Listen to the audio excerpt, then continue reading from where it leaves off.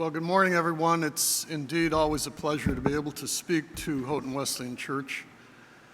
You ever notice Pastor West always schedules me on the hottest day of the year? I think this is deliberate. Here we are at the end of June. June is an auspicious month in our family. Miriam and I celebrated our 38th anniversary this month. Yeah, you can applaud. Go ahead. Come on. I'm not that humble. That's fine. 38 years of wedded bliss or being cellmates, either one. I think you should check her palms because the stigmata are beginning to appear right now. And it was also my birthday this month. I turned 60 this month. 60. I know. And I don't look a day over 65. It's just, 60. As I turn 60, I've thought about I need to avoid a common condition that I called grumpy old man syndrome, right? No one listens to me anymore. President Biden, he doesn't call, he doesn't write, he doesn't ask for advice. No wonder this country's in such a mess, right? And everything's changing, and that makes me grumpy. Dogecoin, CBD oil and everything, fried chicken tacos. I have to relearn how to use pronouns now as a teacher. Even the words that my students are using, they're changing. Just when I was getting the hang of words like lit and fire, now I have to remember things like tea doesn't mean tea, thirsty doesn't mean thirsty, no cap doesn't mean you're not wearing a hat, right? I do quite like some of these changing words. I like the word yeet, because it's so expressive and it's so useful. As a prof, I can go, I'm going to yeet this paper into the bin. That's great, right? But what really gets my grumpy going is the changing buzzwords from the business world. And here's one that's entered common parlance a few years ago. A game changer. A game changer. Every new product that comes out is a game changer. No, it's not. No, it's not. That new version of Windows, that's not a game changer. Okay, that's one more iteration of operating system hell, let me tell you, okay? That's not a game changer. Right? So if you reach out to me so we can circle back and double click on that idea and maybe take it offline and pivot in our strategy, you need to stop talking. And that's when I punched him, Your Honor. I couldn't take it anymore. Right? A game changer. Well, this morning I'm going to talk about a real game changer.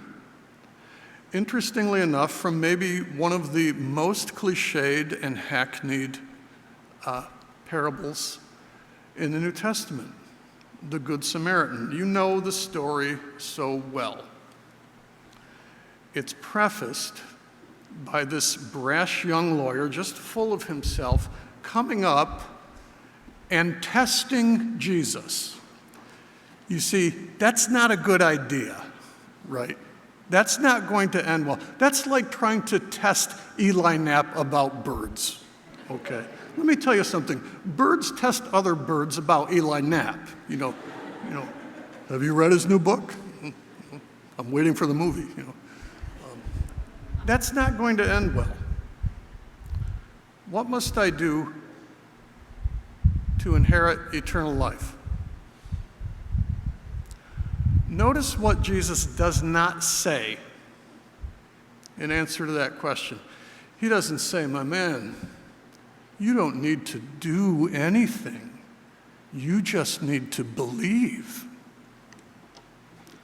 Hasn't Jesus read Paul? Hasn't he read Martin Luther? My good, somebody needs to straighten Jesus out when it comes to justification by faith. Let me tell you, folks, no one is saved by believing in a doctrine. And if you think being saved by faith relieves us of the need to love God and our neighbor, you are fundamentally confoozled about what doctrines are and how they work, because they don't work like that. Back to the story. Like a good rabbi, Jesus throws the question back at the lawyer. What's in the law? How do you read it? And the lawyer answers, I think, too quickly, with a couple of well-known passages from the Torah. You shall love the Lord your God, with everything, and your neighbor as yourself. And I think he answers too quickly, because when he does this, he realizes he's caught himself in his own words. And there are very few feelings in life worse than realizing the person who just created an intractable problem for you is you.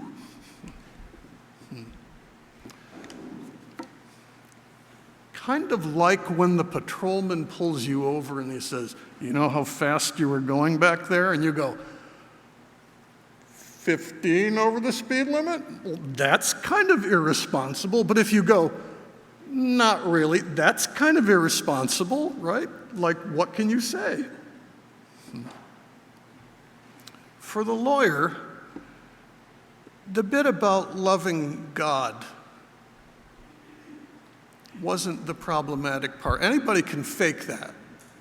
That's relatively easy to fake. But apparently he hadn't been doing very well when it came to loving his neighbor, because the text says he wanted to justify himself. And he tries to do this by using one of the oldest tricks in the book. Let's argue about definitions. All right.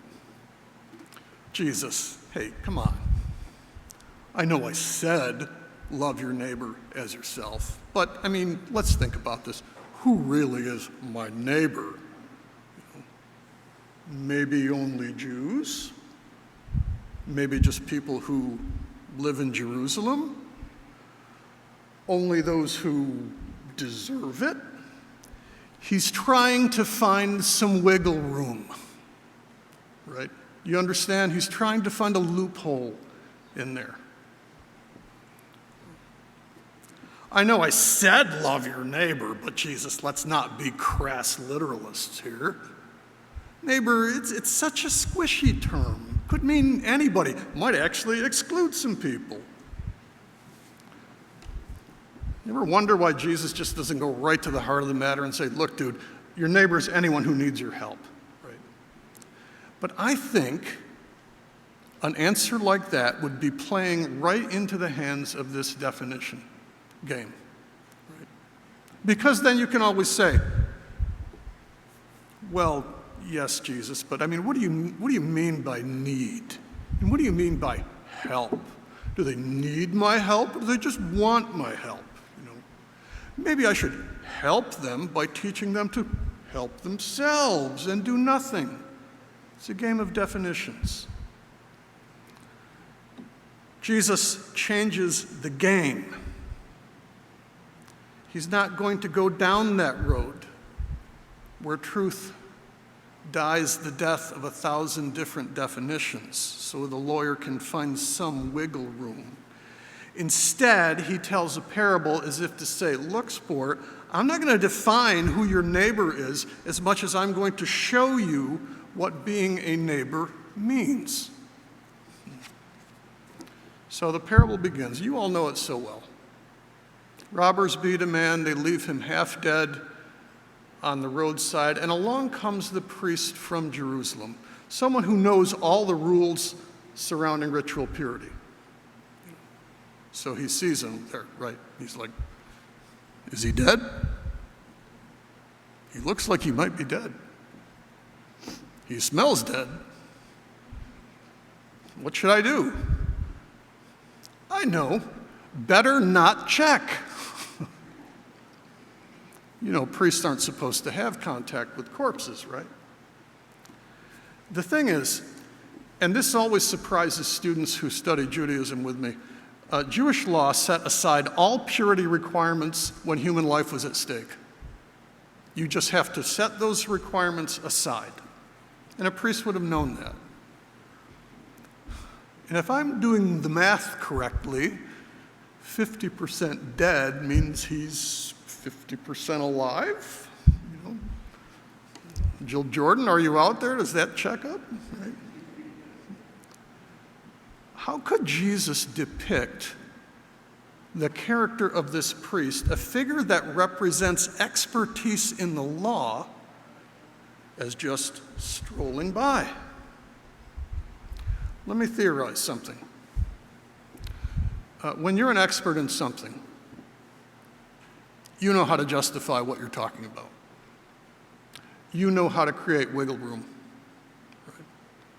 Right? Whether it's accountants and lawyers that work for mob bosses, you know, or building contractors that know that what they're doing really isn't up to code. You know how to find wiggle room. And can I just say, religious professionals are among the worst at this. Right? Look, folks, at this stage in my career, if someone wants to call out my theology, I can cite some obscure author. I could start a podcast entitled, "Let Them Die, Why Responsibility to Your Neighbor is Overrated." You know, experts know how to do these things. Right? Then comes the Levite. Levites weren't regarded as highly as priests. They were responsible for, like, performing the music during temple worship, maintaining the temple, and so on. I mean, all in all, a much more relatable character to the average person.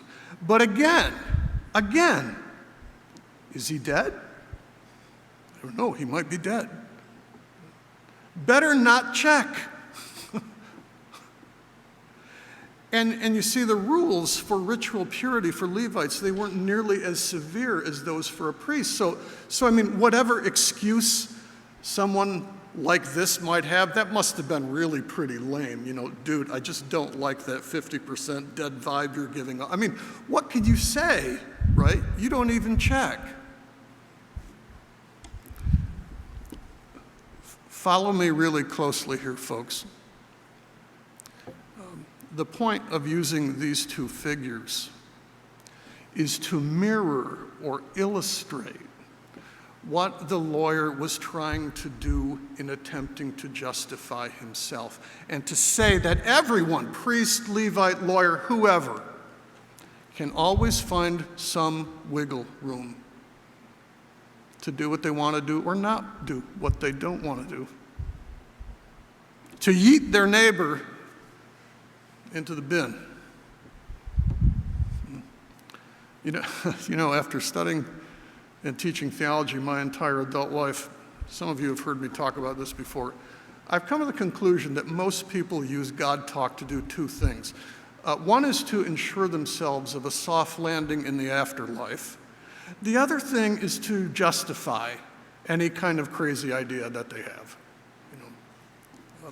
I mean, the same people who make fun of Bible majors and going to seminary are the first ones to whip out a Bible verse in support of some idea they have.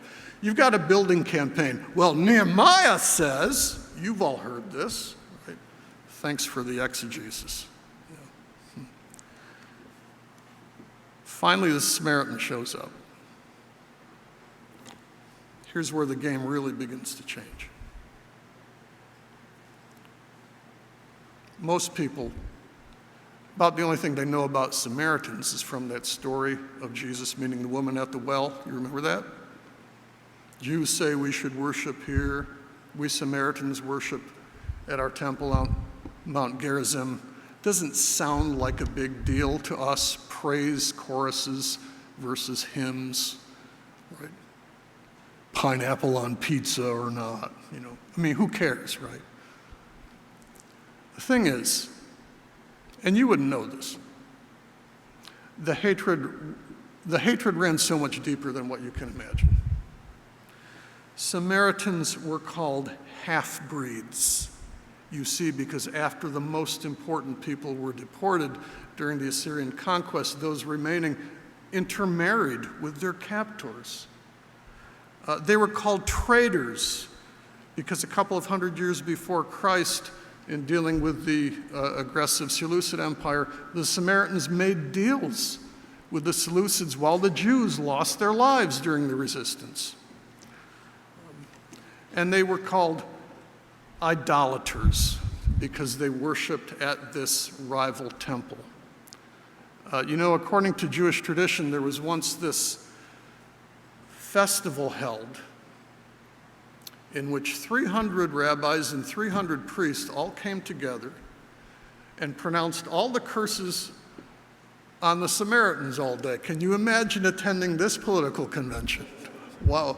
For our 458th speaker today, he hails from Hebron and he enjoys cursing, right? 600 speakers cursing.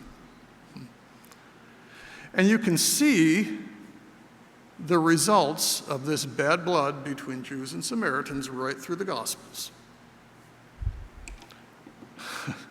To make someone out as really thoroughly bad, you just needed to add, oh, and he's a Samaritan.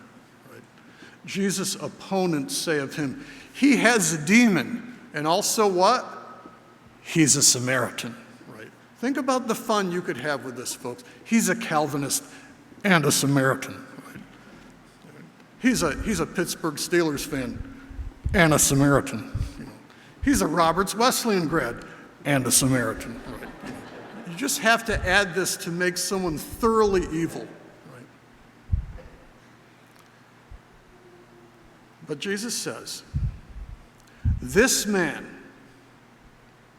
that you call a traitor, that you call a half-breed, that you call an idolater, he throws aside all attempts at any wiggle room and takes this man in and binds his wounds at his own expense. And when he acts like this, he knows more about my kingdom than what you do. This man.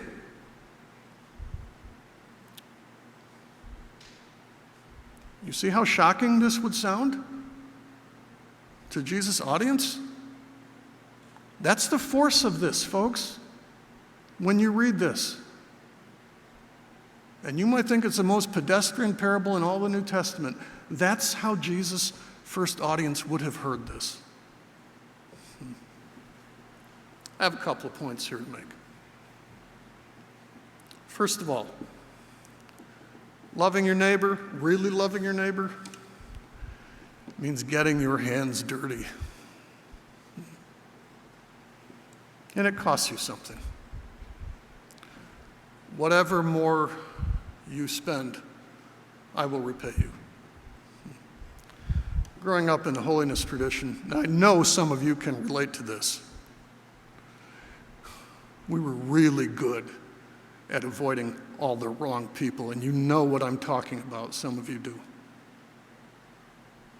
Our teaching on sanctification convinced us that we were to be set apart from all the wrong people instead of convicting us that we were set for God's service in the world. We had no problem yeeting people with a song in our hearts. You know what I'm talking about if you grew up in this tradition.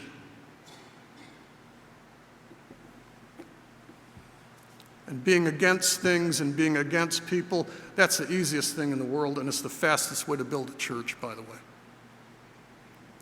Secondly, this kind of love is going to look pretty foolish to lots of people.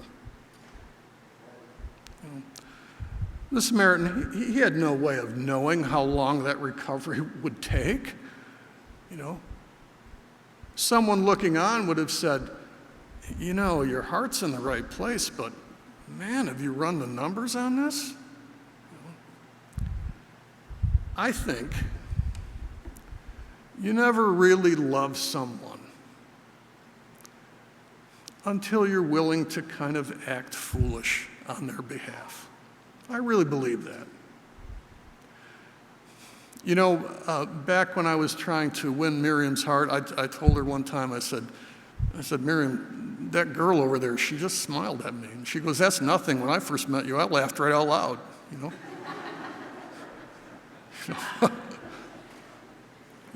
You never really love someone until you're willing to act foolish. Maybe you're a teacher trying something new in class.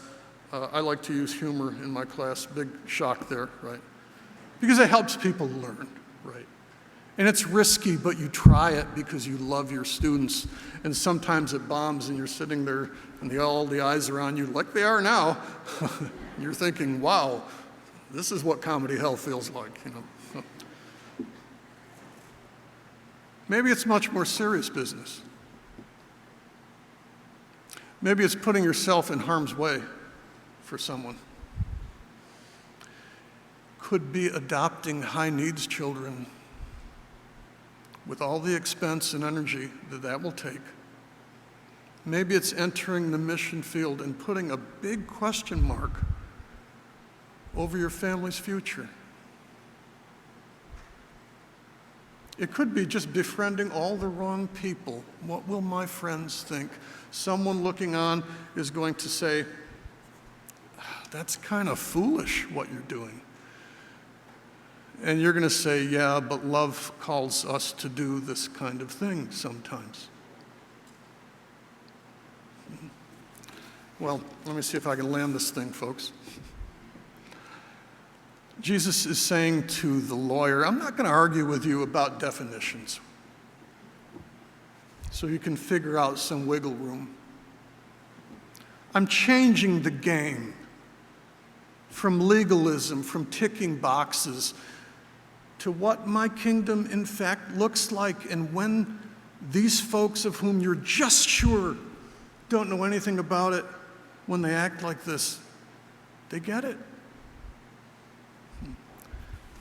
Because when you see someone, even a Samaritan, acting like this, they're expressing the kind of love God has for us.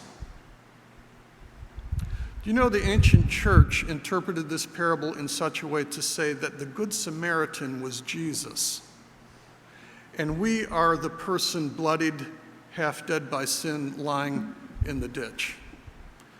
But instead of yeeting us into what we deserved, while we were yet sinners, the Son of God refused to wiggle out of his mission and gave up his own life to bind us up and to heal us, which looks like foolishness but is the game changer.